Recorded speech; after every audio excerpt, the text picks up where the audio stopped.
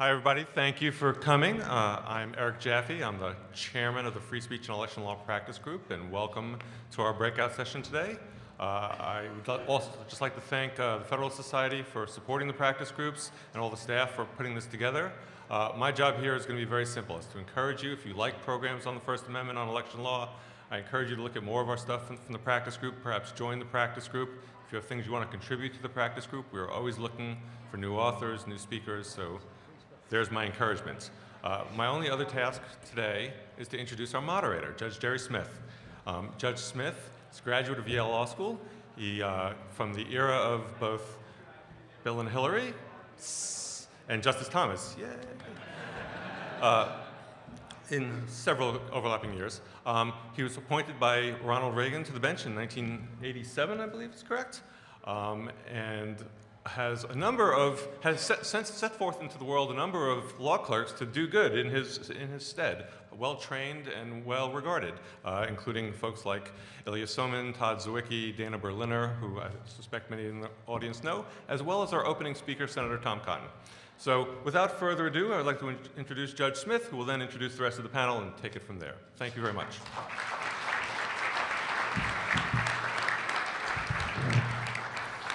Thank you, Eric, and welcome to our panel on free speech and election law, the future of libel law. If you're like me, your law school treatment of libel law didn't go much beyond New York Times versus Sullivan, but as with most things, the world has evolved, whether for better or worse. Libel law leads actually two very separate, different lives. First, there's the world of presidential candidates in major newspapers, of celebrities and the National Enquirer, and of exposés in Rolling Stone. The rules there seem pretty well settled with the, quote, actual malice standard and the distinction between public and private figures that we're all well aware of. And then there's the second life of libel law, which is the life of the internet, of Yelp reviews, gripe blogs, consumer complaints, and personal attacks. It's much easier to air one's grievances now, whether they're accurate or not. In this arena, the legal questions focus more on remedies than on the actual malice or similar substantive standards. The traditional compensatory, presumed, and punitive damages remedies are often viewed as sort of pointless. Criminal libel survives and is in some measure being revived. Should it be? Injunctions against libel, long viewed as unconstitutional prior restraints, are becoming more routine. Is that a good idea? For either of the two lives of libel law that I've described, how can the law deter and penalize defamatory falsehoods without unduly deterring accurate accusations? We have an absolutely superb panel today to discuss these related issues, and I'll introduce them to you briefly. First, I'll begin where General Sessions began. Is there a Russian in the room? Oh, here's Eugene Bullock.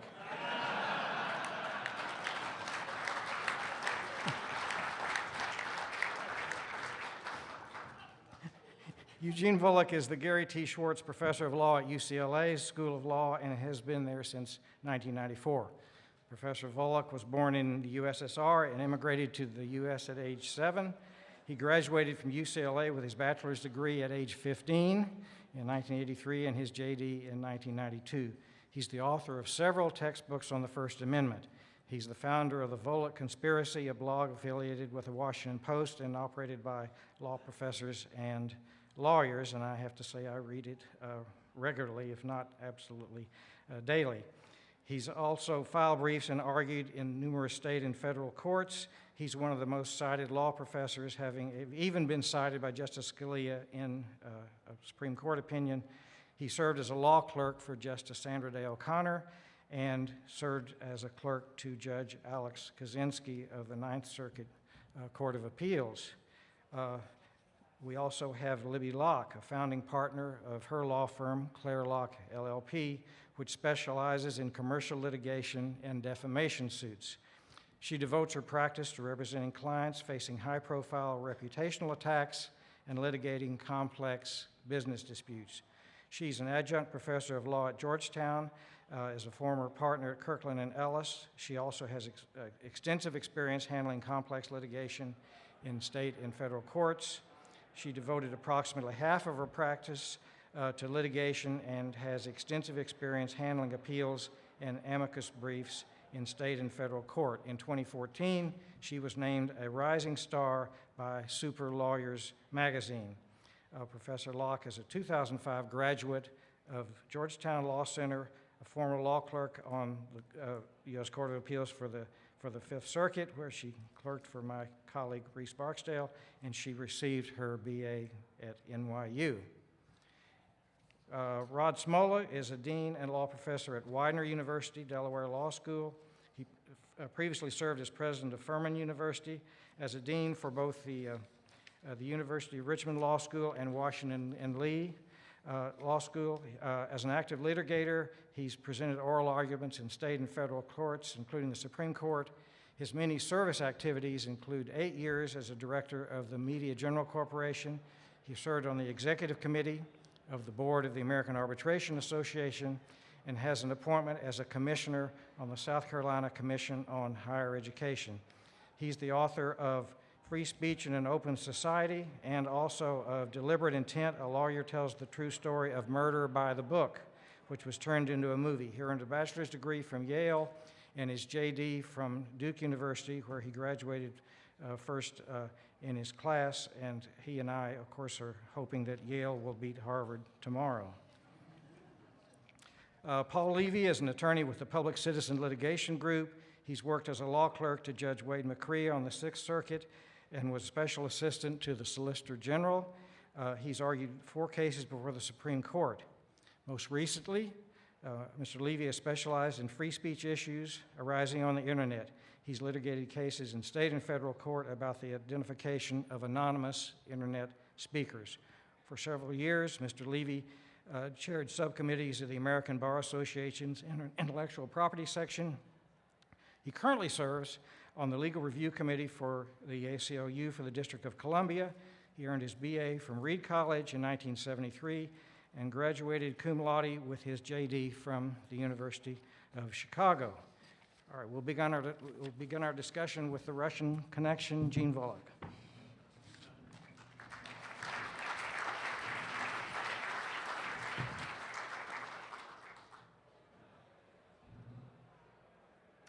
PowerPoints?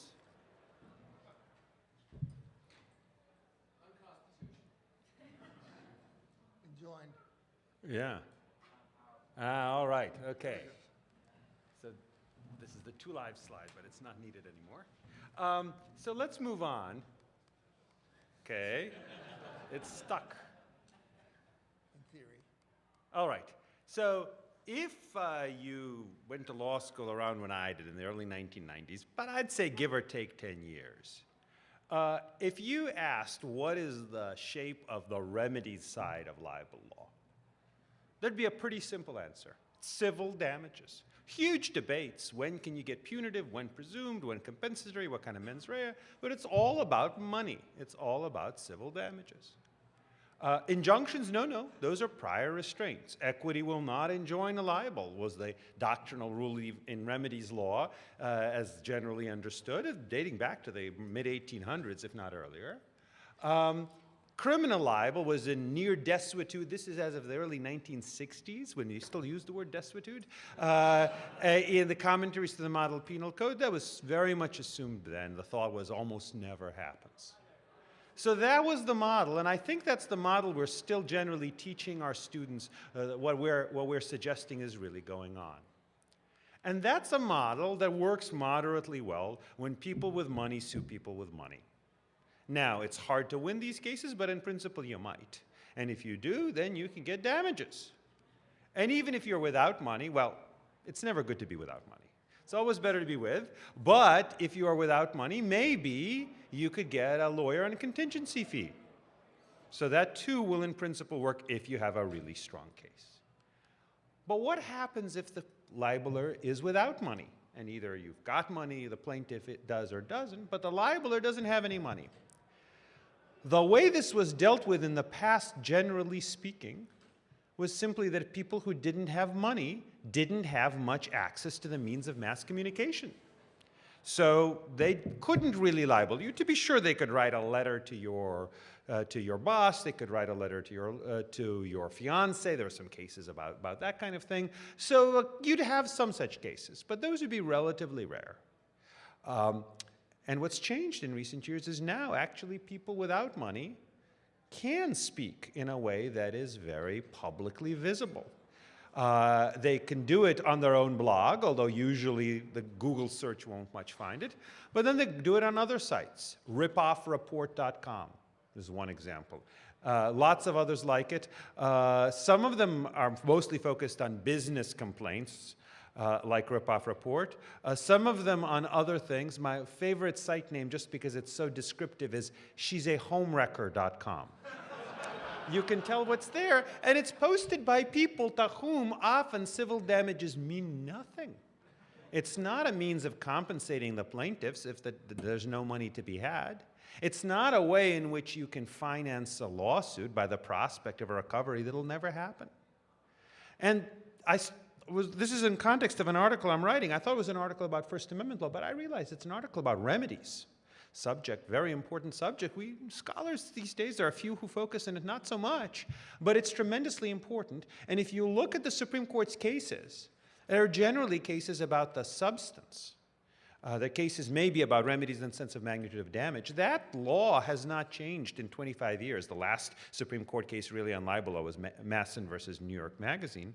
But remedies, one of the things that happens is that from the ground up, actors like judges, like prosecutors, like others, when they see a substantive right and they see it not being vindicated by existing remedies, turn to other schemes. And what this talk is about is what other schemes have been developed, rightly or wrongly, often wrongly, but what have been developed chiefly over the past 10, 15 years of the internet. So one thing I want to talk about is the survival and revival of criminal libel law. I believe there are about 20 cases per year in about a dozen states. They almost never lead to published opinions. I got a lot of this information by basically sending Public Records Act requests to courts and to police department, or law enforcement, state central law enforcement agencies. It's not a vast number, but it's 20 more than I thought there was on average per year. The other interesting thing is that when some of these statutes are struck down, they actually get reenacted. They're not seen as relics of a bygone age. So I was actually involved in a case which got the Minnesota statute struck down. The statute didn't have truth as an absolute defense. So it was struck down on those grounds. Legislature reenacted a narrower version of it. So they're obviously thinking about that. California courts have essentially reinvented criminal libel some 25 years after the state legislature repealed the statute. California courts are now creating the back door through a so-called identity theft statute that really ends up being, in practice, a criminal libel law. There are now these criminal harassment prosecutions that are basically under these criminal harassment statutes, including the federal cyberstalking statutes. But under many of the state statutes, what's really going on is what the judges see as harassing, as intended to abuse or harass or torment is a common framing, is the alleged falsehoods, and sometimes even alleged truths, but defamatory statements about people. There's an appetite out there for a punishment for libel law, especially where civil damages don't work. Criminal law seems to be a filling part of that. I should also mention that one of the things that we're seeing is narrower statutes. One example is impersonation bans that don't target all of criminal libel, but particular kinds of things, and maybe actually are better in many ways because they're narrower but also more precise. There's much less of a chilling effect when you've got a law banning deliberate impersonation, deliberate deceptive impersonation. We're seeing some of that, by the way, in the same similar ways as to the disclosure of private facts tort. Historically, libel has had a criminal law life as well as civil life throughout the 1800s and for centuries before. The disclosure of private facts tort was generally thought as only tortious, but in fact, 2 states at least, Minnesota and North Dakota, have essentially criminalized the disclosure tort. And we see some examples of specific bans, like, for example, the revenge porn laws, although I prefer to call them non-consensual porn laws, are examples of attempts to criminalize disclosure of private facts. It's in a sense, you could imagine for existing revenge porn, there'd be these torts, causes of actions, but what's the point of such a cause of action if there's no money to be had? And who can afford to bring such a course of action? Well, the prosecutors are often see themselves as the people's lawyers, including the lawyers for those who don't have the money to hire lawyers of their own. And we see that similarly with bans on publishing social security numbers, computer passwords, home addresses of government officials, which actually raises some pretty serious First Amendment problems and the like. So there is the sense that there's a problem out there, a problem that civil damages aren't filling, criminal law is stepping in. Now let me turn briefly to injunctions. So if you think about one difference between print speech and internet speech is print defamation is a short, sharp shock. New York Times publishes something about you. That's very bad for your reputation, but it's almost pointless to get an injunction at that point. It's printed, it's out there. What are you going to do? And it's not like the New York Times is in the habit of rerunning the same story over and over again.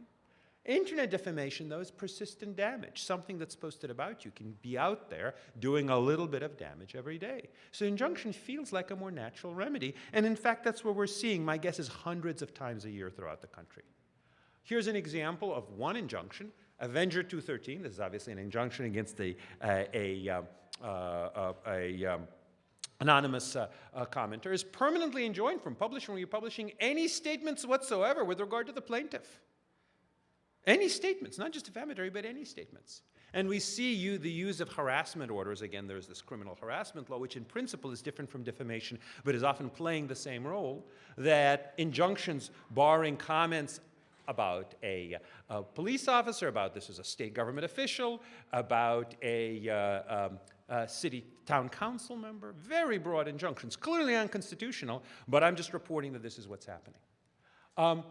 We're also seeing injunctions that are narrower, that are limited to defamation. But again, historically, this was assumed you can't get an injunction, even limited just to defamation, but in fact, increasingly, that's happening. Here's a case that I've been following recently. I don't know where the music's coming from. So this is on an anti-Muslim blog called The Muslim Issue. And the headline is, Court Sentences Qatari Prince to 1 year for Girls' Abuse. And there was, in fact, a decision in the Czech Republic sentencing Sheikh Hamad bin Abdullah Al Thani. But he was Hamad bin Abdullah bin Thani Al Thani. What they did is they took a picture of Hamad bin Abdallah bin Khalifa Al Thani, who is apparently a reputable businessman and the chief executive of Kipco Holding, and they took his picture and his title and attached it to that. Classic example of libel. Obviously, you could sue for defamation, but that's not what he's after. He's not after the money. He wants this taken down. So he goes to court and gets an injunction ordering removal and misattribution. Note it's a preliminary injunction before a trial on the merits, which raises especially serious prior restraint problems.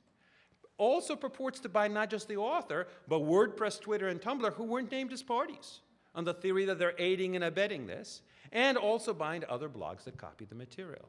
I think that that's unconstitutionally overbroad, although I sympathize with the plaintiff and his lack of remedy. Again, here, though, what I'm mostly reporting on is what's actually happening. Let me close by pointing to a few examples of the last remedy, which is the public-private partnership that people are working out with Google as enforcer. So Google will de-index a post if it gets a court order saying the post is defamatory.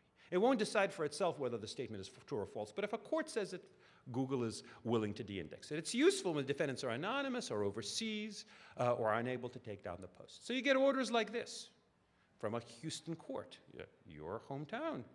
Although the problem is, even though the person lives in Houston, supposedly the defendant lives in Houston, it was notarized in Sacramento, California. Well, you know, that happens. But apparently it happened in Houston cases 12 times. All of them notarized in California. All of them defendants supposedly live in Houston. The Texas AG has just filed a civil lawsuit against a reputation management company that was essentially coming up with these defendants who falsely claimed that they were the authors of the posts in order to get these injunctions. Here's another case which Paul blew open, Smith v. Garcia. This is a lawsuit against a fake defendant. There is no such defendant. Another reputation management company was filing these lawsuits against fake defendants solely to get a stipulation from the supposed defendant, which was really them, in order to get an injunction. This is another stipulation with a notarization, but it's a forged notarization. The Arizona State Bar has just filed a probable cause complaint against the lawyer responsible. This is another lawsuit, or another court order. It's actually not a court order. It purports to be a court order. It contains a judge's signature. The judge never signed any such document. This is an outright forgery, one of 65 forged court orders that I've seen submitted to Google in order to get this taken down. So we're seeing, as every system attracts parasites, there seemed to be this promise of a viable remedy, very efficient. You just get a quick court order, often on by stipulation, and then Google steps in and avoids you having to track down this anonymous defendant. But in practice, because of the lack of adversarial presentation, the system has in large measure been a magnet for fraud, although there are also some very legitimate injunctions that have actually been effective remedies in this situation. So with that, I close, and just my point is, all of this stuff is happening. None of it's made its way to the U.S. Supreme Court. Most of it hasn't even made its way to state Supreme Courts, and the question is, what are we going to do about it?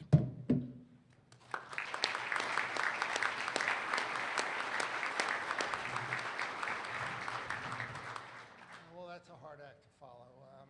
So I'm from Public Citizen, but I need I think you may need to speak more into the microphone. Okay. I'm from Public Citizen. I need to emphasize I'm here speaking only for myself. It is perhaps odd, as somebody who's been doing impact litigation for the past 40 years and who generally comes trying to change the law, that my view is that from a broad national perspective, libel law is in a pretty good place. I see libel law as a necessary evil, but at the same time a disfavored cause of action. On the one hand, courts and legislators throughout the country have focused on the way that libel litigation and the threat of libel litigation has the potential to chill free speech without regard to the merits of that speech, which runs counter to the general proposition that in our country the remedy for bad speech is good speech and the remedy for false speech is true speech. That we trust in the marketplace of ideas and that we trust people to sort out the good ideas from the bad ideas and the true statements from the false statements. Litigation and threats of litigation ought to be the last resort, not the first. So the law puts its thumb on the scales, and Libby's going to tell you why that's a bad idea, and I'm going to tell you... I'm sorry, are people having a hard time hearing? Is that what I'm hearing? Ah, okay, so I think you need to talk closer still to the microphone. To the mic. Oh, is it that your mic isn't working? Oh, well. I got to use my litigator's voice. Uh-huh. All right. He amplifies my voice all the time. So we see the thumb on the scales in the substantive standards for libel, New York Times v. Sullivan, constitutionally in various common law and statutory limits on libel standards. We see it in the appellate decisions we can find across the country, saying that summary judgment is a favored tool in resolving libel cases. Case law across the country setting up heightened pleading standards for cases that affect free speech interests. The rule that, at least in theory, maybe not in practice, as Eugene has indicated, preliminary injunctions are not available in libel cases. We have anti-SLAPP laws, creating an immunity against suit comparable to the sort of official immunities that federal or state officials have against being sued for violation of constitutional or statutory rights. Under these anti-SLAPP laws, states are demanding that plaintiffs in libel cases and other kinds of cases aimed at speech in the public interest, but libel cases is really what's driving it, sue only when they have sufficient evidence up front on the key issues before discovery. And then there's a one-directional loser pays provision so that if the suit doesn't withstand the early test, the plaintiff has to pay the defendant's attorney fees. Indeed, in Rhode Island, under its anti-SLAPP statute, it's not only failing an early test, if you lose on the merits, the plaintiff loses on the merits, the defendant's attorney fees have to be paid if it was a matter within the scope of their fairly broad anti-SLAPP statute. So plaintiffs' counsel in cases, at least cases against people who have resources, can be encouraged to bring these cases by the hope of recovering a fraction of the damages that are awarded or by the income they're paid by the hour by their clients. But defendants' lawyers can't make a contingent fee arrangement to finance reputation where all that they're doing is avoiding damages. And in many states and many circumstances, the defendant has no financial incentive to speak and no financial incentive to keep even truthful speech online. So the fees provision in these anti-SLAPP statutes are a key way to protect the marketplace of ideas. So the bottom line really is that law and procedure make it hard for libel plaintiffs, and the SLAPP statutes create financial disincentives for the bringing of weak libel cases and financial incentives for the defense of defensible libel cases, and that's, I think, good.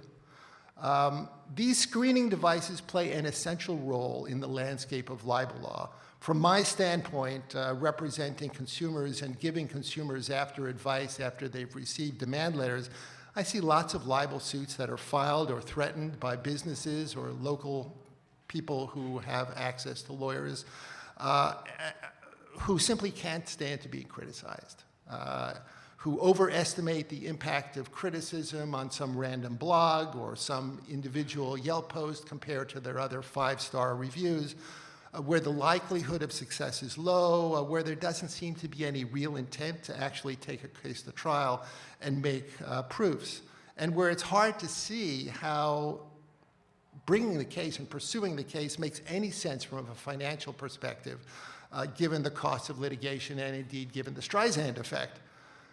Except insofar as the hope is that the plaintiff will win by intimidation. Intimidation of the individual defendant and then intimidation of the other people who see, this is what happened to that defendant. Now, we've been this week getting lots of yucks about the buffoonish libel demand letter that Trenton Garment sent on Roy Moore's behalf. And that was an extreme case. But consumers regularly get similarly blustery and completely vague demand letters all the time. And if they aren't media entities, and if they don't know where to get legal advice and the representation they can afford, true statements or fair opinions get taken down. And the rest of us are deprived of good information that we can use to make either political decisions or purchasing decisions. One major change that I would advocate, although I like the general state of libel law, is I'd like to see more states adopt anti-SLAPP statutes, and perhaps a federal anti-SLAPP statute as well. We're just starting to see courts confront the problems, and I give you a couple of examples in the paper that's on your tables of how to choose the anti-SLAPP statute or the absence of an anti-SLAPP statute that applies in a multi-jurisdictional libel case where the plaintiff is one place, the defendant is another, and indeed the case may be brought in a third jurisdiction. Now, Libby points to a number of states that have found SLAPP statutes unconstitutional, but those are all states in which the SLAPP statute set up a clear and convincing evidence standard beyond what's provided by the substantive law. I don't think there are any cases in which an ordinary run-of-the-mill California or Texas-style anti-SLAPP statute has been held unconstitutional. So on the other hand, so that's why we ought to be worried about libel cases. On the other hand, I don't think we can get rid of libel law entirely. We prize the value of reputation and the ability to protect reputation. That seems right to me as well. You can think of high-profile cases where an apparently false statement really has made a huge difference to the plaintiff. Think about, I think, a fairly high-profile case that was covered nationally of the Dallas wedding photographer who was dissed by a couple who were apparently trying to use their criticism of the photographer on social media to negotiate down the well-disclosed cost of their wedding book. Or here in DC, the pizza joint that was wildly accused of hosting a pedophile ring, making it essentially collateral damage for people who hated Hillary Clinton and her campaign, and somebody ended up coming into the pizza joint with a shotgun to investigate the situation. And there are plenty of other examples of libel cases that really deserve to be brought, and libel cases were brought in the first case and damages were awarded and threatened in the other case, and Alex Jones issued an apology.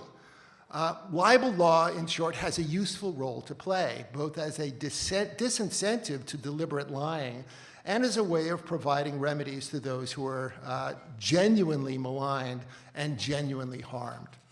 So, assuming we're to have libel law, then it's really important that there be good remedies for the winning plaintiff. In many ways, I think what the plaintiff really wants is to win, is to have a declaration that, yes, you were maligned and you were maligned falsely. And really, the judgment is what they want. Vindication is what they want. Beyond that, the main remedy is damages, whether actual damages or more abstract damages, such as emotional distress or pain and suffering or punitive damages. I think all have some valuable roles to play in compensating the plaintiff and creating incentives for lawyers to take the plaintiff's cases and indeed discouraging liars. Injunctive relief may or may not be available depending on their jurisdiction. In many states, there is still on the law, on the books, at the appellate level, decisions that say either that equity will not enjoin a libel or that granting even a permanent injunction against libel is a prior restraint. I've given you some examples in the paper. There are plenty of examples going the other way at the appellate level as well. But really, whether or not injunctions are available in the jurisdiction, successful libel plaintiffs have a potential remedy in the sort of backdoor route that Eugene suggested of going to search engines and getting links to the defamatory matter delisted from the search engine, thus relegating the defamation to practical obscurity, if not taking it offline altogether. My final point in my opening remarks is to say something about a need to curtail a theory about sort of an expansive scope of enforcement for Section 230 of the Communications Decency Act. It's the law that says that you can't hold the provider of an interactive computer service liable for information provided by one of its users. As a free speech litigator, as a consumer advocate, I'm a strong supporter of Section 230. It's an approach to legal responsibility that allows the relatively powerless to have a say. You couldn't have systems of consumer opinion like Yelp and TripAdvisor without Section 230. You couldn't have blogging platforms like Blogspot or WordPress or Typepad without Section 230. Because just the threat of litigation, the cost not only of defending the litigation, but making sound judgments about the litigation risk and keeping the allegedly defamatory matter up would likely lead to a system of automatic takedown following notice of the sort that we see under the DMCA with respect to alleged copyright infringement. But there's an argument about an extension of Section 230 immunity, which has the potential to make libel law much less effective, I think, in a bad way.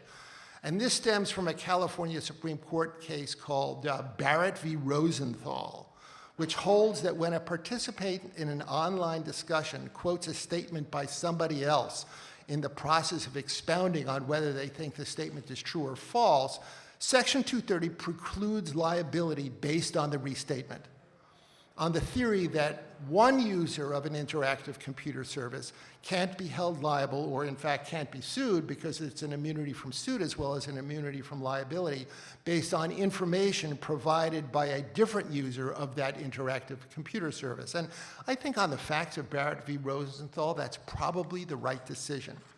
But many of my friends in the Section 230 community take the position that if one user of an interactive computer service, say a blogger, finds defamatory material on a different interactive computer service and repeats it on his own blog, Section 230 precludes liability, even if the user puts it on the blog knowing that it's false. This theory would gut the common law rule that republication of a libel subjects the speaker to suit for defamation, so long as the speaker's mens rea is appropriate. So that, for example, assume some Russian troll accuses Comet Pizza of hosting a pedophile ring and then Alex Jones gets a free pass to broadcast it to his audience, and indeed so too does the Washington Post, so long as the Washington Post puts it only on its online presence and not in its print edition. That would make the internet a really defamation-free zone. I don't think that's what Section 230 provides, and that's what I have to say.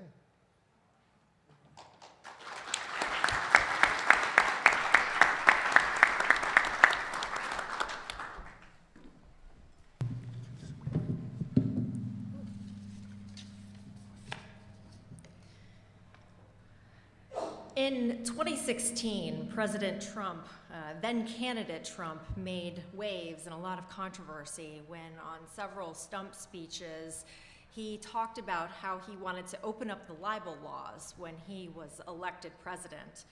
And as a result of his repeating that refrain, two things happened.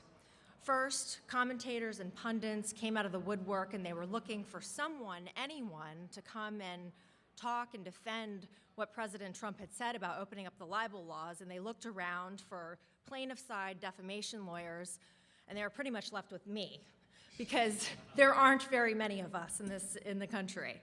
The second thing that happened was there was an absolute hysteria among these same talking heads and pundits in the mainstream media about the president's attack on the First Amendment, an attack of freedom of the speech, freedom of the press, coupled with this real mockery of the president, the idea that he can't open up the libel laws. This is common law. These are the courts. The Supreme Court has spoken with respect to the New York Times versus Sullivan decision, and the actual malice standard has been dictated down from on high. But my comments today are focused, I want to talk a little bit about why the pendulum has swung too far in the direction of freedom of the press and protections that are enshrined now, both in the common law and through statutory enactments, that are providing too much protection for the press, often leaving individuals and institutions with no recourse whatsoever to remedy defamatory falsehoods that are published and can go viral in an instant. Now, let me be clear. The First Amendment is incredibly important. It is what separates this great democratic republic from many of the other nations around the world. We have the freedom to go online, to speak our minds, to criticize our government, and to criticize businesses and individuals. And we're not going to be locked up and thrown in jail as a result of that. But this hysteria about the war on the press is incredibly overblown. And the press may have been giving President Trump a little too much criticism and not giving him enough credit for this idea that many of the libel laws are not necessarily enshrined in the common law and dictated from the Supreme Court, but are in fact codified around the states, and there can be change, and there should be change. If we could go to the first slide. So this is a slide I put together that shows generally a timeline of what a defamation plaintiff has to overcome to successfully prosecute a claim for defamation. And from beginning to end, a defamation plaintiff's claim and the process through litigation is arduous, it's expensive, it's emotionally draining, and there are many, many pitfalls for the unwary and for lawyers who don't know what they're doing in this area of the law. Let's start with the complaint. Even before a lawyer walks into court and files a complaint, many states have retraction demand statutes that if you don't go to the publisher of the defamatory falsehood and request a retraction, your case can be thrown out with prejudice, thrown out completely. You have no remedy, and so you really need to know whether you have to go and seek a retraction before you ever even file a complaint and what magic words you need to use in that retraction demand. Alternatively, some of these statutes limit the types and categories of damages that a plaintiff can be entitled to if they don't strictly adhere to those statutes. And these are state statutes. These are not federal statutes, and these are not things that the Supreme Court have handed down. Second, statute of limitations on libel are notoriously short. Most states have a 1-year statute of limitations on libel, sometimes shorter for slander, which is spoken defamation. And there's no tolling. So no tolling if you don't discover that the libel was published. Doesn't matter, your claim is extinguished 1 year after the fact. No tolling if you don't know who the speaker was. So an anonymous post goes online, an anonymous source is quoted in the mainstream media. There's no tolling for you to take time through litigation to figure out who that speaker was. If you successfully file a complaint and adhere to these retraction demands and get through the 1-year statute of limitations, then if you file in approximately 30 of the 50 states, you're going to face an anti-SLAPP challenge. And I want to spend a little bit of time, and I'm going to come back to this, but basically, Paul was right. These statutes are special motions to dismiss that are brought kind of at the 12b6 in the federal court stage that require a plaintiff to bring evidentiary proof before discovery. You have to come forward with evidence to prove your claim, sometimes in the way of like a preliminary injunction type standard likelihood of success on the merits. They're very nasty statutes. I want to come back to them in just a second. Discovery. There are statutes on the books in many states where there is very liberal but one-sided discovery in our system. Shield laws. Shield laws are the kinds of laws that are on the books that allow journalists to not participate in discovery. They are allowed to shield their documents and their sources from disclosure from a civil plaintiff in a defamation case unless you meet certain balancing tests and basically, how are you supposed to prove? Remember, the standard in the New York Times versus Sullivan for the actual malice standard is subjective knowledge of falsity or reckless disregard for the truth. How are you supposed to prove as a defamation plaintiff that the journalist knew what they were writing was false if you don't have access to the identity of their sources? It's really problematic. There's also asymmetric protective orders that are frequently entered in litigation. Now, a protective order, you sort of take yourself back to where we are. Here, you're in a situation where the mainstream media has published a story. It has gone around the world to a worldwide internet audience. The damage is done. And the point of a defamation action is to restore publicly your reputation. So you're getting all of these documents in discovery, and the very same media outlets who will intervene into civil private litigation matters, divorce cases, trade secret cases between companies, intervene and talk about access to the press and the First Amendment right of access to documents, are the very same companies that insist in libel cases on very onerous protective orders that don't allow for the free flow of public disclosure of discovery documents. So you get through discovery, you get to summary judgment, and then you litigate whether your client is a public or private figure. Here, I do think the courts have gone way too far in categorizing certain individuals as public figures. My firm was the firm that brought the lawsuit against Rolling Stone on behalf of the UVA dean who was defamed in the gang rape article. She was prohibited by federal law from talking about the allegations that the alleged rape victim had brought to her attention, prohibited by federal law. Remember, the idea of a public figure is you have equal access to the media to defend yourself. She was prohibited by federal law from speaking to the media, speaking to anyone about what she knew, and Rolling Stone knew it. Nevertheless, she was deemed a limited purpose public figure for purposes of this lawsuit. So we had to show that heightened standard of actual malice. Proof of damages. How is a plaintiff supposed to prove the phone call or business opportunity that never came in by the individual who read the story? How is an individual plaintiff supposed to prove what his or her reputation is worth? Those do not lend themselves to numerical valuation. yet you're obligated by summary judgment to prove causation and prove causation of damage. Trials. Actual malice has to be proven by clear and convincing evidence. It's a higher standard of proof than any other civil litigation matter. Typically, there's a cap on punitive damages in many of the states. In Virginia, for example, it's $350,000. And add insult to injury, a defamation plaintiff gets all the way through and wins a big award, like my client did in the Rolling Stone case, and 45 cents out of every dollar goes to the government in taxes. And the jury is never told about that fact before the award is handed down. The IRS says that emotional distress damages are taxable as income, unlike if you were hit by a car and suffered physical injury. Those would not be taxable, so the IRS treats reputational harm damages very differently. Appeals, most defamation verdicts are reversed on appeal for one reason or another, and you have to wait at least another year to get a judgment. So it's an onerous process, but let's talk about these anti-SLAPP statutes.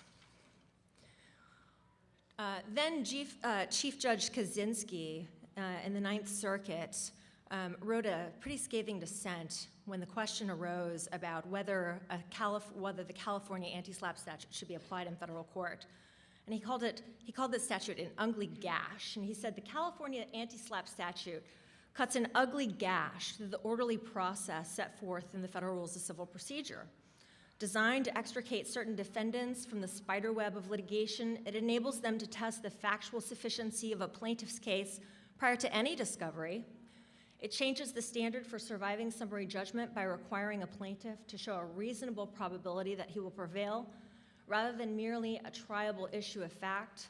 It authorizes attorney's fees against a plaintiff who loses the special motion by a standard far different from the applicable Federal Rule of Civil Procedure 11. And it gives a defendant who loses the motion to strike the right to an interlocutory appeal in clear contravention of Supreme Court admonitions that such appeals are to be entertained only very sparingly because they're so disruptive of the litigation process. And I think that last point is an important one. In 30 of the 50 states where these statutes apply, if you successfully prevail on an anti-SLAPP motion, if a plaintiff does, how is a plaintiff rewarded? A stay of their case in the district court with an immediate appeal up to the appellate courts. It's at a year-plus delay in adjudication of the claim. If he or she loses, you're awarded with an attorney fee award for the media defense, notwithstanding their insurance carrier's policy that covers these claims. But some progress is being made. 2 states have struck down the anti-SLAPP statutes recently as a violation of the constitutional right to a jury trial. Both Minnesota and Washington in the last couple of years have struck down these statutes.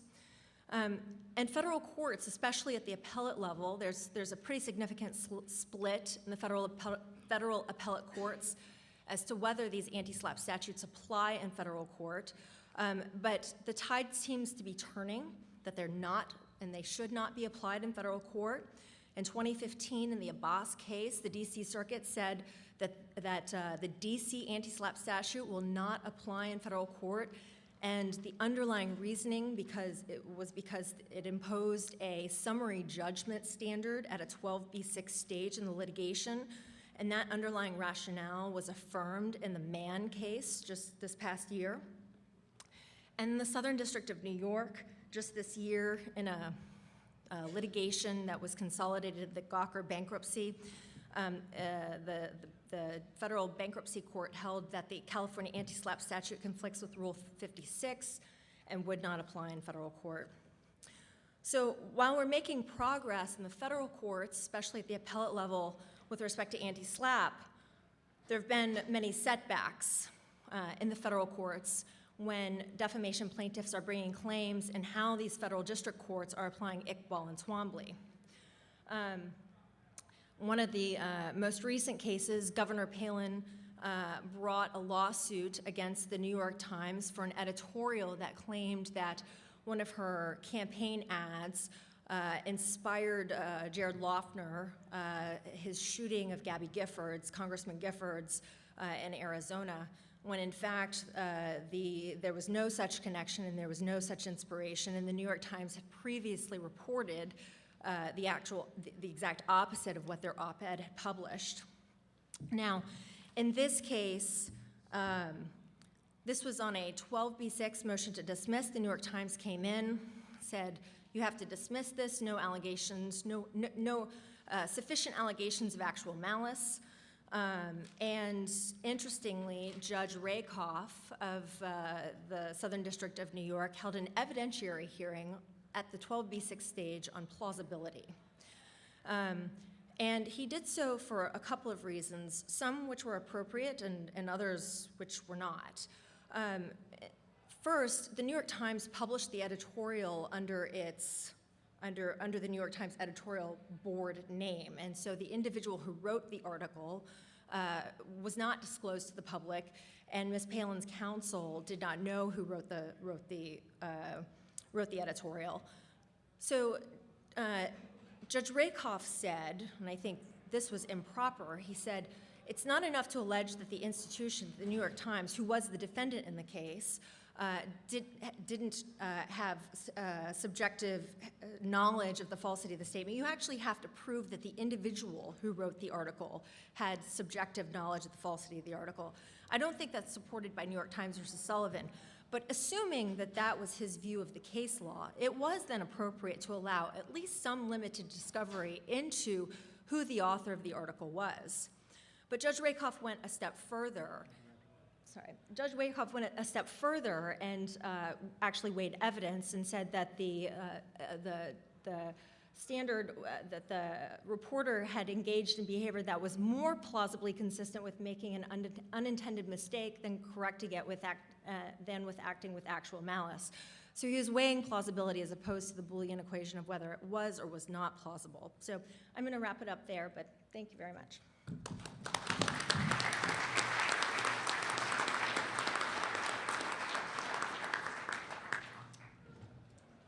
I have 4 brief points about contemporary currents in defamation law, ranging from some common law issues to the Constitution. First, I want to talk about one of the most basic, raw, fundamental questions of the common law: what counts as actionable? And I'm going to use as an example a case in which I'm one of the plaintiff's lawyers. It's an ongoing California case, so I have some ethical constraints, but I can describe the issues generally. My client is Richard Simmons. You may remember Richard Simmons, famous health and fitness guru. If my client were here right now, he'd make you all stand up and stretch and bounce around for a bit. The National Enquirer and Radar Online did a series of very lurid, sensational, shocking stories.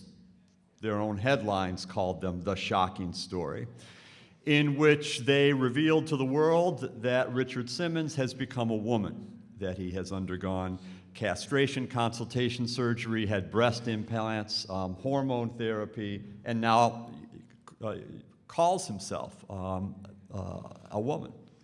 All false. And so I was part of the plaintiff's team that drafted the complaint and then very recently argued in Los Angeles. The claim, first of all, that to falsely label him as having had breast implant surgery, castration, hormone treatments, and changed gender was defamatory. And secondly, as an alternative theory, it was false light invasion of privacy. The National Enquirer filed an anti-SLAPP motion under California's anti-SLAPP law, and I argued the case in California court 2 months ago.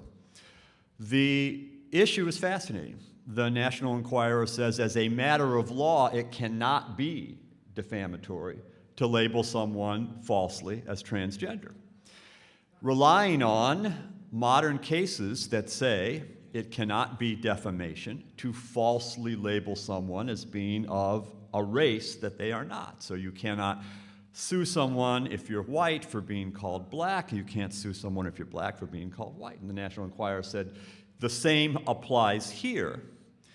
invoking one of the ancient vexing conflicts in English and American defamation law. Do we measure defamation by what right-thinking people will think?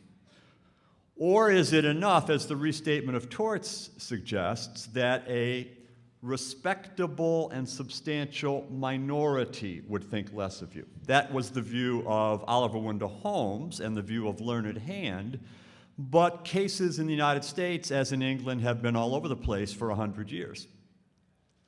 The National Enquirer said no right-thinking person, no progressive person would ever think less of someone else for being transgender. A bit interesting, given the lurid, sensational way in which they portrayed this. I argued to the court that's not the right way to view it. It's a sociological question. It's an anthropological question. It's an exercise in legal realism. Are there substantial, respectable segments of the American community that would in fact think less of Richard Simmons if he transitioned from a man to a woman? I relied on the executive order of President Trump banning transgender persons from the United States military.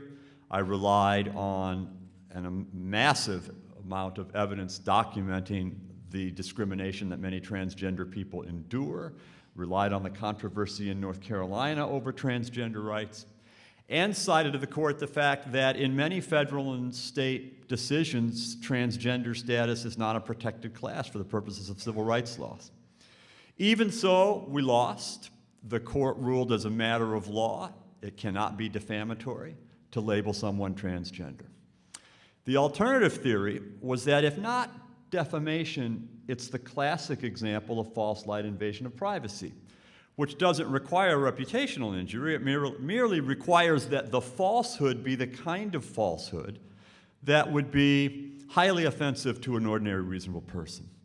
And I said, for you to read in the newspaper that you have undergone hormone treatments, castration surgery, breast implants, changed your sexual identity in a sensationalist, lurid, exploitative way, and none of it's true, could be deemed by a reasonable jury highly offensive. But again, the law's in a lot of confusion here. California, a very confused state with regard to the relationship between false light and defamation.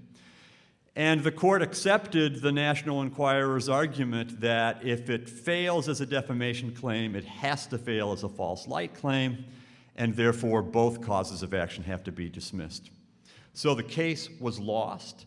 National Enquirer was entitled to attorney's fees under the California SLAPP law and is seeking $175,000 in attorney's fees for defending the case for about 4 weeks.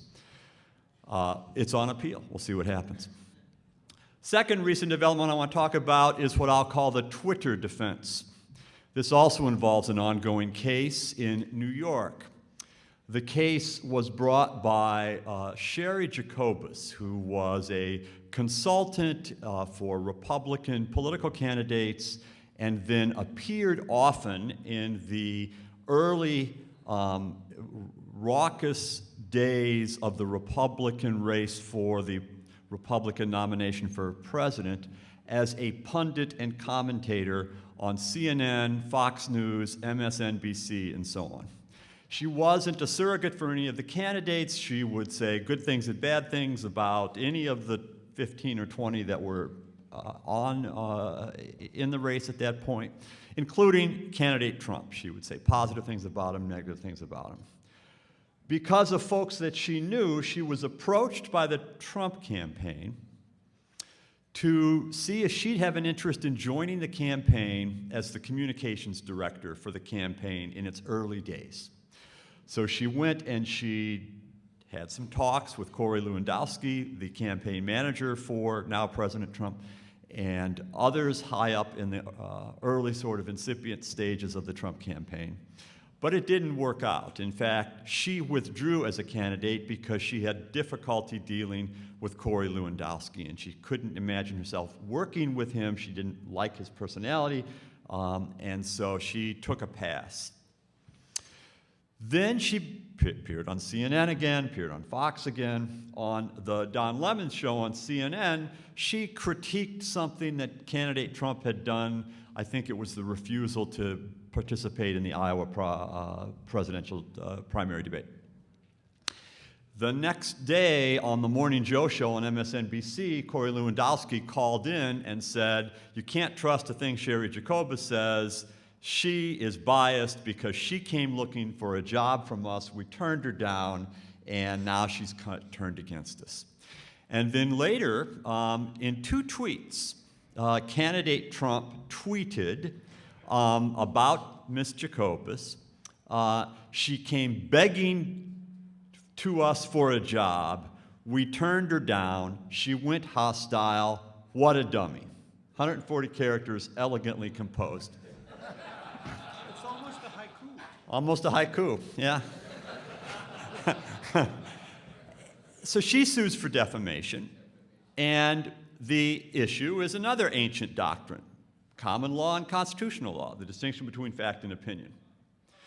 And she sues now President Trump, the Trump campaign, and Mr. Lewandowski. And the court dismisses the case on the theory that it's opinion. To be called a dummy is clearly an opinion. Whether she went hostile or not is a subjective judgment. It goes to her internal, motivation. And the court heavily emphasized not just the back and forth in a political campaign, but also the Twitter side of the case. The fact that Mr. Trump, the court explained, constantly uses Twitter to attack people and to make assertions of all kinds. And so reasonable readers of what he puts out would treat everything he says as opinion and not actionable. Her claim is she's not suing because she was called a dummy. She's not suing because of the claim that she went hostile in isolation, but that it is a fact in the way that courts know fact. It is the application of law to fact in the way that courts know law, that she either did not beg for a job and was turned down, but rather went curious and then said, I don't want any part of this. And that can be proven true or false. And that if it's false, then the very damning claim that she's a biased journalist is predicated on that underlying false statement of fact. That case is also on appeal in New York. I'll end with a couple observations about some of the core substantive areas of the First Amendment and reinforce to some degree what you've just heard from Libby. I'm of the view, from following all of these cases and litigated many of them, that on the 2 critical First Amendment doctrines that define the modern law of defamation, there has been an inappropriate drift among lower courts from the anchoring principles in cases established in the dozen or so cases from New York Times on. As Eugene has pointed out, the court hasn't taken a case in a long time, and I hope it does, because I think there's some straightening out to do. Here are the 2 areas of drift that concern me. The first is one that Libby's already alluded to, in my view, promiscuous expansion of the limited public figure doctrine. Today, most courts in the United States, including your court, Judge, have some variant of a 3-part test that actually originated here in the District of Columbia Court of Appeals in a case called the Wildbaum case. So every single federal circuit and every state has a public figure test, usually 3 factors or 4 factors, but they're all about the same.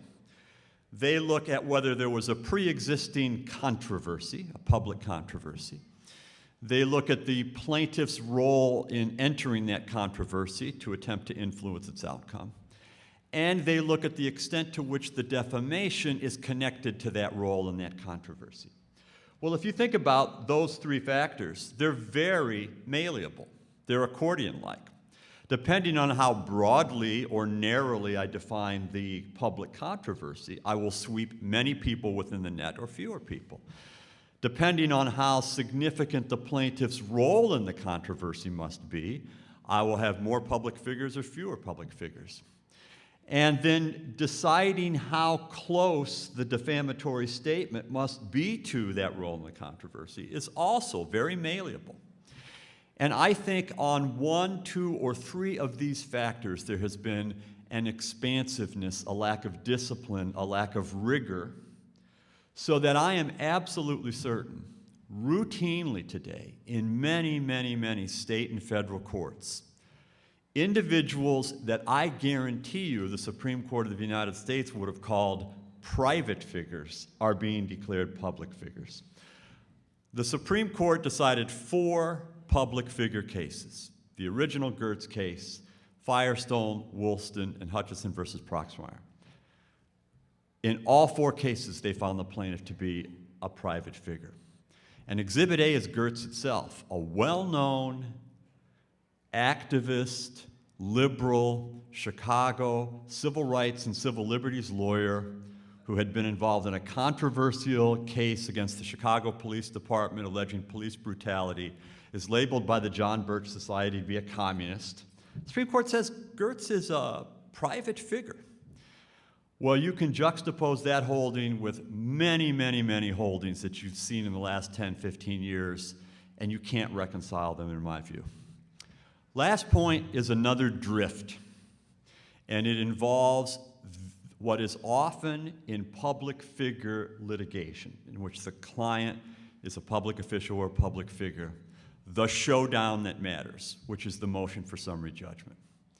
And the way these cases tend to come down is that the plaintiff never has smoking gun proof of reckless disregard for truth or falsity. As Eugene's judge, Alex Kaczynski, pointed out in a case involving Clint Eastwood, we have never seen a media defendant who will admit that they published not sure whether they had the story right or not. Of course, they always will say, we believed in the story, and if we believed in the story, by definition, it can't have been published with actual malice. And so Judge Kaczynski said, all a plaintiff can do is try to prove it through circumstantial evidence. You've got to have indirect evidence. And so the way the cases usually come down is that a well-litigated case with a good plaintiff's team that's slogged their way through the ordeals that Libby has described finally will have 3 or 4 or 5 evidentiary points in the basket that they say are probative of actual malice, not dispositive, but probative. Evidence of ill will, evidence of not following up on certain leads, evidence of internal debate within the news organization that never get resolved. That was one of the things in the Rolling Stone case. But none of them on their own gets you there. And this is how the battle gets joined then.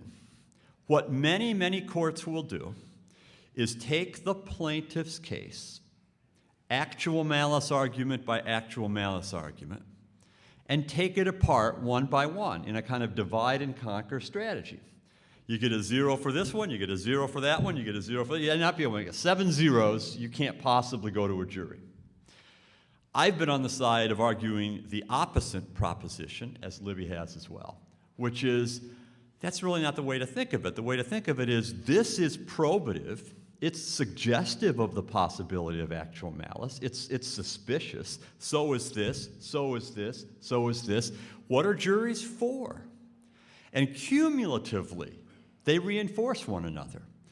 So give the poor plaintiff a chance, and let's let a jury listen. You have strong judicial review after the record is developed in front of a jury, and let that be the stopgap. I'll end with just this sort of slight bit of proof, 2 points. Libby was disappointed in the Aramo case against Rolling Stone that Judge Glenn Conrad, terrific federal judge from the Western District of Virginia, called her client a public figure. I should disclose, I was also a lawyer in the Rolling Stone case with a different plaintiff. I was one of the 2 lawyers that represented the fraternity itself. Libby represented the dean in the case at UVA. But Judge Conrad did have a second part of that summary judgment ruling that was refreshing. In my view, he got it right. And that is he went through all the journalistic failings of Rolling Stone and conceded that none of them independently established actual malice, but that the mosaic as a whole was such that a jury could so find. Unfortunately, that opinion is rare these days.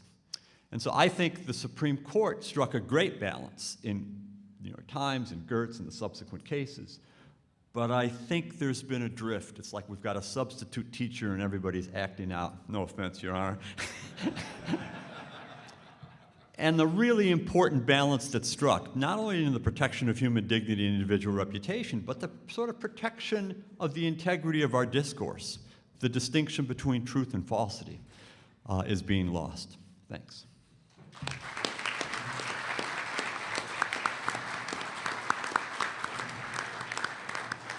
All right, so I want to quickly invite the panelists to respond to one another if you wish, and but to make it brief because we want to save time for questions. And any of you who have questions, you can go ahead and come to one of the two microphones, and we'll try to save as much time as we can. Anybody? Can I just briefly Eugene? Yeah. speak to something that Libby said? This is the bum mic. This is better. So Libby, I totally appreciate what you're saying about the downsides of anti-SLAPP statutes, but I was wondering if you could speak to the motivation behind them, which is that in many situations a plaintiff can essentially in the absence of an anti-SLAPP statute, can essentially get legitimate stories and stories as to which, as a legal matter, it's pretty clearly opinion, let's say, but can get the defendant to back down. Because the defendant can't get a legal judgment that it's opinion until after the defendant has invested hundreds of thousands of dollars in damages and legal fees. No, I disagree with that. First of all, the mainstream media is well-funded. They have libel policies that run into the millions. So they're covered by insurance for these claims, first of all. Second of all, an opinion defense can be raised on 12b-6. After a complaint is filed, a judge can look at the complete context of the article, and a case will be dismissed under traditional 12b-6 standards as to whether a claim has been stated. And that's the proper way it should be adjudicated. So I appreciate that about the New York Times. I will say I have an insurance policy for my blog, and it costs, I don't think I'm barred from saying it costs about $5,000 a year, but that's because I've never had a claim.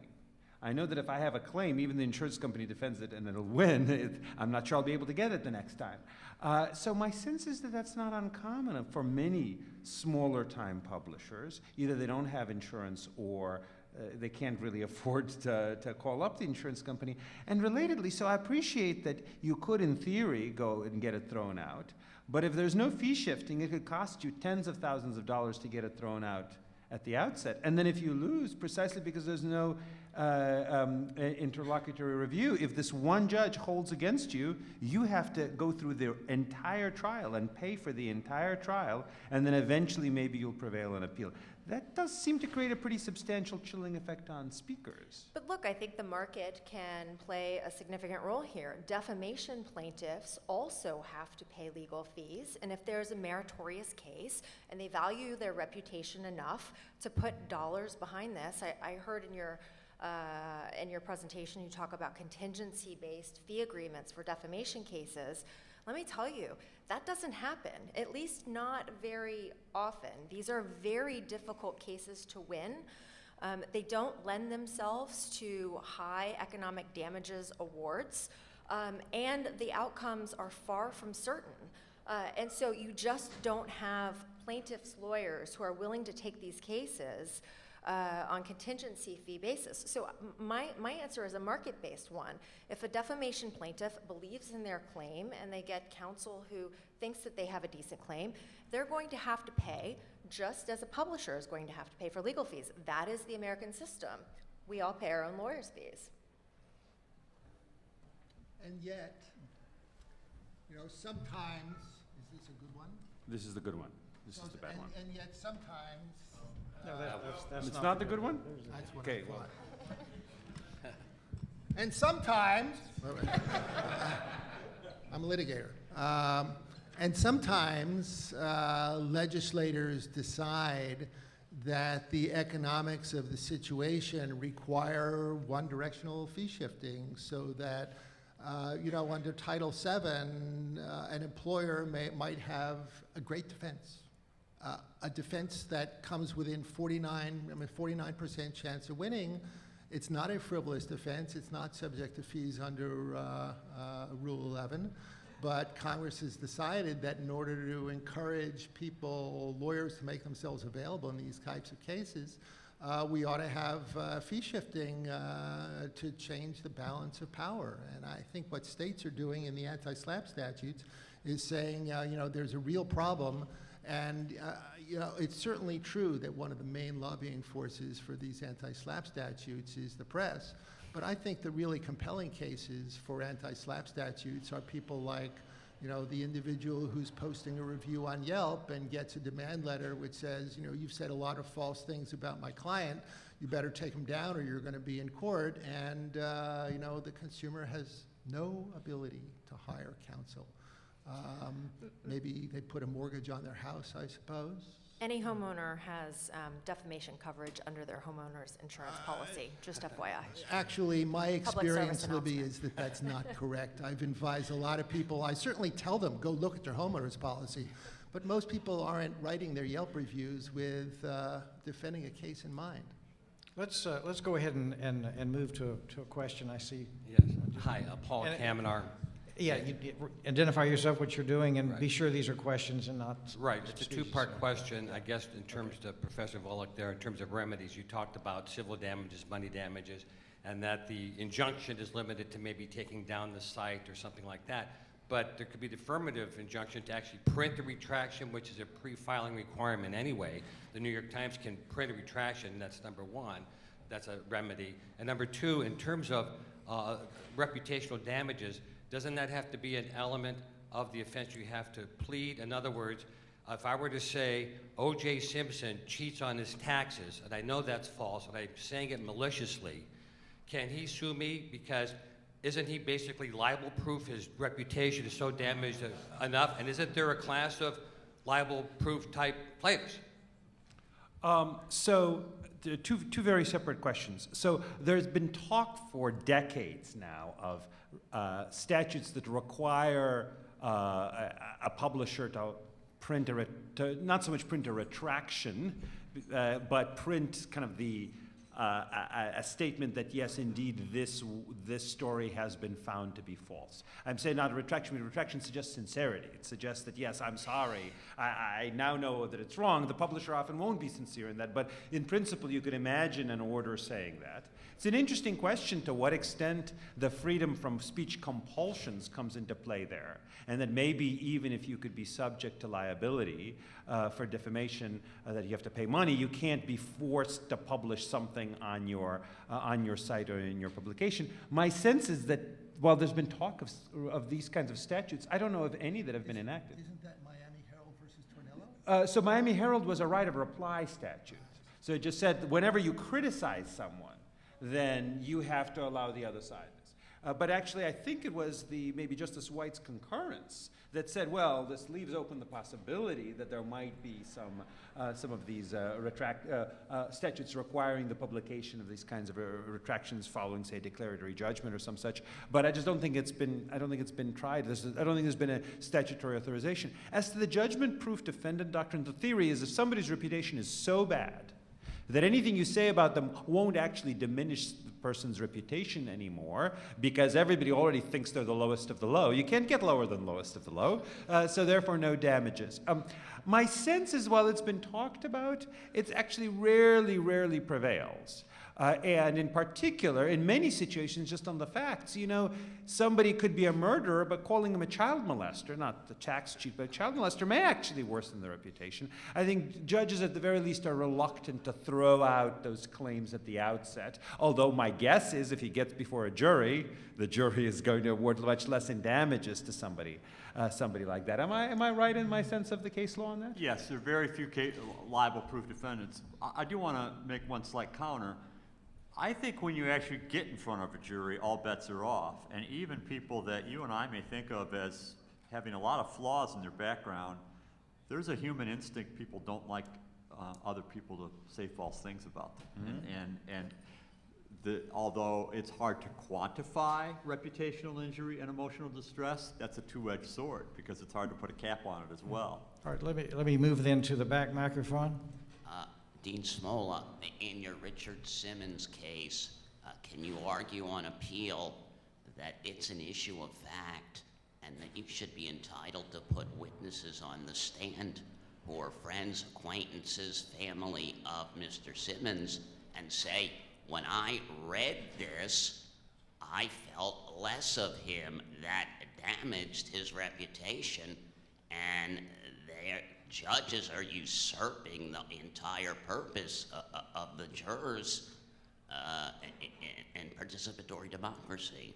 The answer is yes, and the ruling really acts more in the way of a moral override of what the law would otherwise permit. And so I don't think anyone realistically doubts there is reputational harm and emotional harm.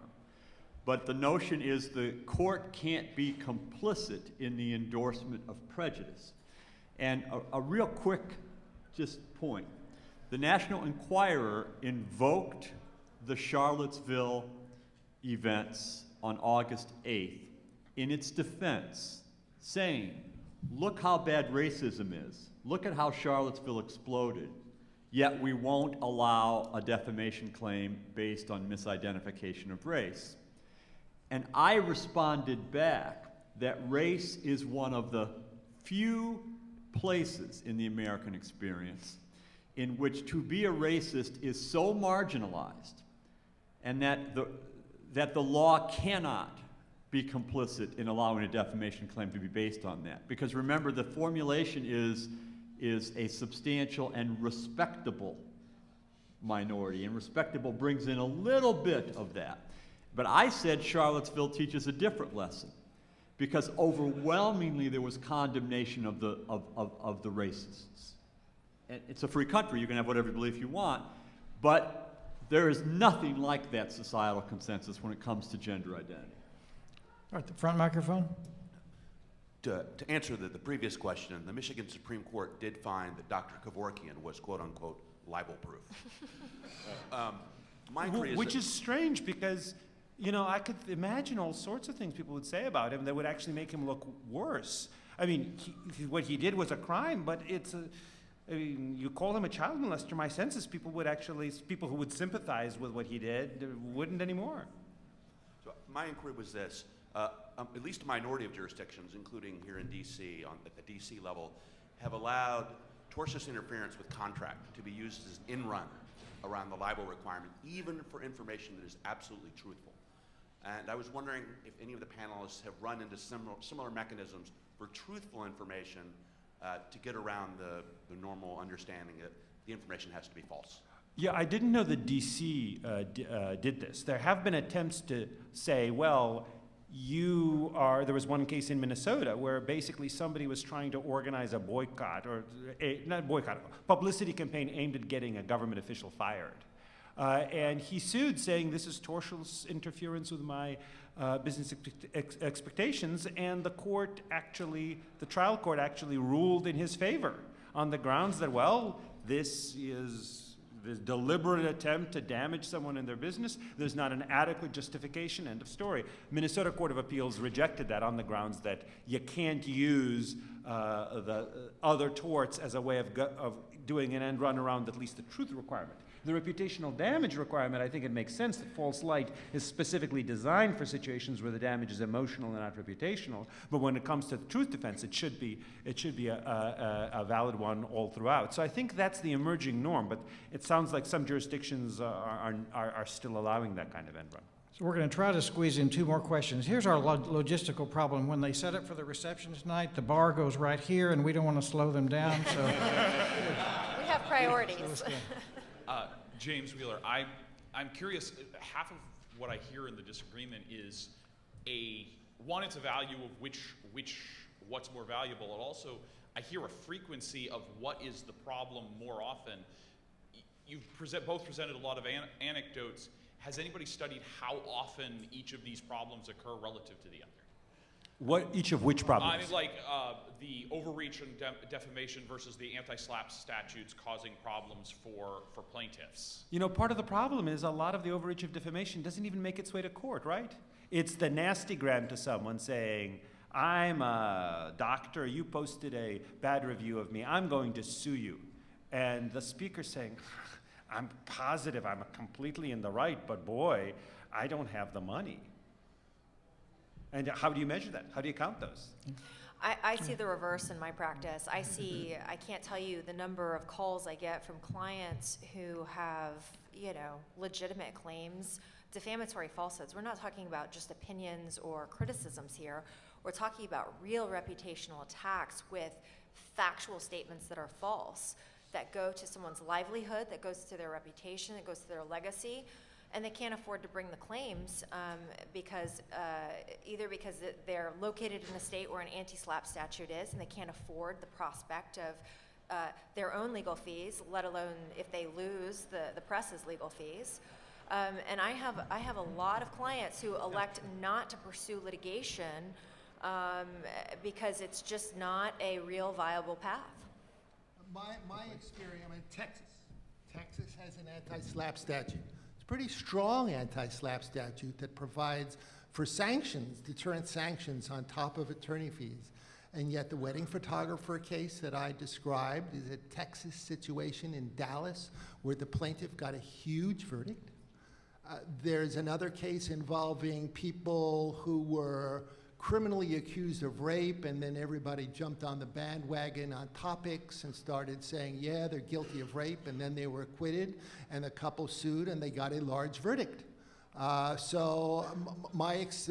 Libby is very proud of her great practice, and she's a very good libel lawyer, but there are plenty of other good libel lawyers around the country who bring these cases and get substantial verdicts and win these cases. And I think the notion that you can't bring a libel case because you can't afford it is simply not correct.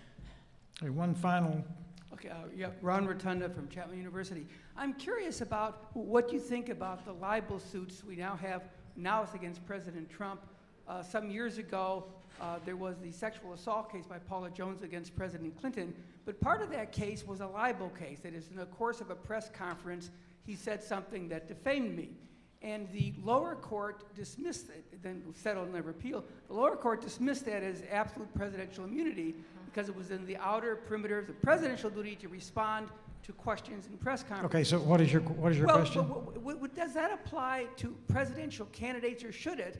Because I'm concerned about courts then basically making candidates, whether or not presidential, can be pauperized by a lot of libel verdicts. Anybody? I'll take a shot. This is Ron Rotunda, my former colleague at the University of Illinois. We were professors there together for a while. And in the case I described with regard to Trump, the plaintiff is relying on the Paula Jones case that pre-presidential conduct isn't subject to the Nixon versus Fitzgerald immunity. But there is a coloration. There clearly is a kind of protective halo around political candidates in which there appropriately is going to be a lot more room to get away with a lot more alternative facts, if you will. But I still think there comes a point at which a lie is a lie, and if the elements of the tort are met, there ought to be a jury trial. I would contrast two cases involving President Trump. One is the New York case involving the lawsuit over his, I believe, denying the claim of sexual harassment against him, in which he says you can't separate the presidency from the individual, and therefore presidential immunity applies to any lawsuit, even against President Trump in his individual capacity. And then you have the Twitter blocking case, in which President Trump says, oh no, this is my individual account in my own capacity, and therefore it's not state action. And I would contrast the position. It seems to me an inconsistent position he's taking in the two cases. Judge, can I make one real short final point in light of all of the news around sexual harassment allegations? One of the new interesting wrinkles is this fact pattern. Someone is accused of being a sexual predator, a sexual harasser, by the putative victim. The alleged wrongdoer denies it and says she's lying or he's lying. And then you have a defamation suit brought by the punitive victim for the denial.